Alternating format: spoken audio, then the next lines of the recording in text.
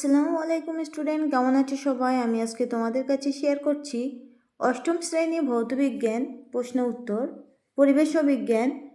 Very important question answer for আলামিন mission new admission টেস্টের জন্য খুবই গুরুত্বপূর্ণ কোশ্চেন অ্যান্সার। তোমরা অবশ্যই এই কোশ্চেন অ্যান্সারগুলো খাতায় লিখে নিয়ে মুখস্থ করবে, অথবা ভিডিও দেখে দেখেও মুখস্থ করতে পারো। তো খুবই ইম্পর্টেন্ট কোশ্চেন অ্যান্সার আমি তোমাদের কাছে শেয়ার করছি, অবশ্যই এর মধ্যে থেকে কমন পাবে পরীক্ষায়। তো চলো শুরু করা যাক। প্রথমেই এক কথায় উত্তর দাও। 1 নম্বর কোশ্চেন হচ্ছে রাইজোবিয়াম কি? উত্তর হচ্ছে এক ধরনের মিথজীবী ব্যাকটেরিয়া। রাইজোবিয়াম কি এক ধরনের মিথজীবী ব্যাকটেরিয়া। 2 নম্বর কোশ্চেন হচ্ছে হিম মিশ্রণ কোন নীতিতে কাজ করে? উত্তর হচ্ছে লিন তাপে নীতির উপর কাজ করে।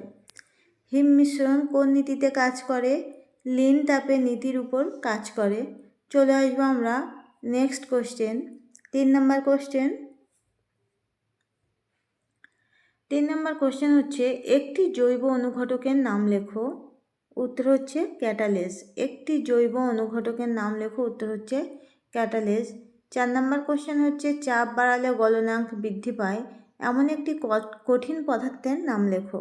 চাপ বাড়ালে গলনাঙ্ক বৃদ্ধি পায় এমন একটি কঠিন পদার্থের নাম লেখো। উত্তর হচ্ছে অ্যালুমিনিয়াম।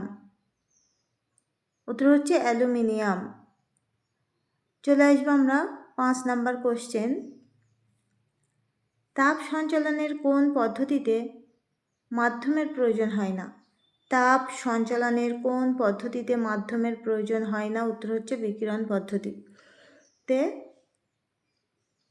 6 নম্বর কোশ্চেন হচ্ছে গ্যালভানাইজেশন বলতে কি বোঝায়? উত্তর হচ্ছে লোহার উপর জিঙ্কের প্রলেপ দেওয়ার পদ্ধতিকে গ্যালভানাইজেশন বলে।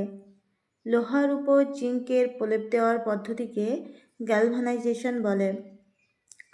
7 নম্বর কোশ্চেন হচ্ছে জলীয় দ্রবণে পটাশিয়াম নাইট্রেট এর বিশ্লেষণ হয়ে কি কি আয়ন উৎপন্ন হয়? আমি আবারও বলছি, কোশ্চেনগুলো খুবই ভালো করে কিন্তু বুঝতে হবে। জলীয় দ্রবণে পটাশিয়াম নাইট্রেটের বিশ্লেষণ হয়ে কি কি আয়ন উৎপন্ন হয়? উত্তর হচ্ছে পটাশিয়াম আয়ন, নাইট্রেট আয়ন। 8 নম্বর কোশ্চেন হচ্ছে লোহার পাইপে জিঙ্কের প্রলেপ দিতে হলে কোনটিকে ক্যাথোপীয় ব্যবহার করবে? লোহার পাইপ ক্যাথোড রূপে হবে, ওখানে একটু ভুল হয়েছে। তো যে সমস্ত স্টুডেন্ট আজকে এই ভিডিওটা প্রথম দেখছো, ইউটিউব থেকে দেখলে প্লিজ সাবস্ক্রাইব করো, আর ফেসবুক থেকে দেখলে চ্যানেলটি ফলো করে রেখো। এরকম অনেক কোশ্চেন তোমাদের কাজে আসবে, অনেক কোশ্চেন অ্যান্সার আমি তোমাদের কাছে শেয়ার করব। আর যদি কোনো স্টুডেন্ট অনলাইনে আমার কাছে ক্লাস করতে চাও তাহলে অবশ্যই হোয়াটসঅ্যাপ করো অথবা ডিটেলস জানার জন্য কল করো। তো চলে আসছি আমরা নেক্সট কোশ্চেন। 9 নম্বর কোশ্চেন হচ্ছে আমে কোন ফাইটো কেমিক্যাল উপস্থিত থাকে? আমে কোন এটা হবে আমে কোন ফাইটোকেমিক্যাল উপস্থিত থাকে? উত্তর হচ্ছে বিটা ক্যারোটিন। নেক্সট কোশ্চেন লোহার সাইকেলের হ্যান্ডেলের উপর নিকেলের প্রলেপ দিতে হলে তড়িৎ বিশ্লেষ্য পদার্থ হিসেবে কি ব্যবহার করা হবে? লোহার সাইকেলের হ্যান্ডেলের উপর নিকেলের প্রলেপ দিতে হলে তড়িৎ বিশ্লেষ্য পদার্থ হিসেবে কি ব্যবহার করা হবে? উত্তর হচ্ছে নিকেল সালফেট।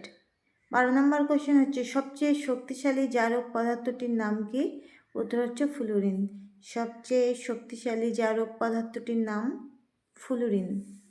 চলে আসবো আমরা নেক্সট কোশ্চেন। তোমরা কোশ্চেনগুলো খুবই ভালো করে ফলো করবে আর বানানগুলো ফলো করবে। আমি কিন্তু আবারও বলছি, কোশ্চেনগুলো বুঝে অ্যান্সার দেবে। পরীক্ষার সময় কিন্তু একটু ঘুরিয়ে কোশ্চেন হয়। তো 13 নম্বর কোশ্চেন হচ্ছে একটি ঋণাত্মক অনুঘটকের উদাহরণ দাও। উত্তর হচ্ছে গ্লিসারিন। একটি ঋণাত্মক অনুঘটকের উদাহরণ গ্লিসারিন। 14 নম্বর কোশ্চেনের অ্যান্সার তোমরা কমেন্টের মাধ্যমে জানাবে। চায়ের কোন যৌগ হেপাটাইটিস সারাতে সাহায্য করে? চায়ের কোন যৌগ হেপাটাইটিস সারাতে সাহায্য করে? তোমরা অবশ্যই এর অ্যান্সার যদি জানা থাকে কমেন্টের মাধ্যমে জানাবে। আমি অবশ্যই অ্যান্সারটা জানি, তবু আমি দেখছি তোমরা কেমন পারো। তো আজকের ভিডিও এই পর্যন্তই। দেখা হচ্ছে আবারও অন্য কোনো ভিডিও নিয়ে। আল্লাহ হাফেজ।